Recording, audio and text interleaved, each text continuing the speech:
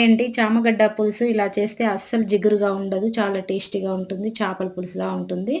చామగడ్డలు ఉడికించి తొక్క తీసి పక్కన పెట్టుకొని, చింతపండు నానబెట్టుకోవాలి.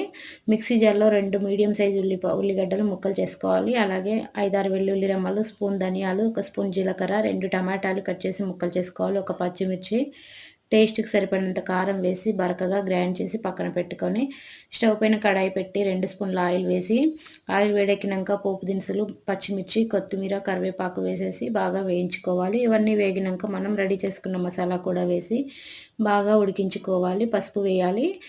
ఆయిల్ సెపరేట్ అయ్యేంత వరకు ఉడికించుకొని, మనం తొక్క తీసి పెట్టుకున్న చామగడ్డలు వేసేసి, మసాలా అంతా చామగడ్డలకు పట్టే విధంగా బాగా కలుపుకుంటూ ఉడికించుకోవాలి. దానివల్ల మనకి జిగురు అనేది పోతుంది. చూడండి, ఇప్పుడు మనం రసం తీసి పెట్టుకున్నాం కదా, చింతపండు రసం, అదంతా యాడ్ చేసుకొని కొన్ని నీళ్ళు కూడా పోసుకోవాలి. ఒక 10 నిమిషాలు లో ఫ్లేమ్‌లో ఉడికించుకుంటే మనకైతే చామగడ్డ పులుసు చిక్కబడుతుంది. కొత్తిమీర వేసేసుకొని చివరగా కొంచెం మెంతుల పౌడర్ వేసుకుంటే చాలా టేస్టీగా ఉంటుంది. ట్రై చేయండి.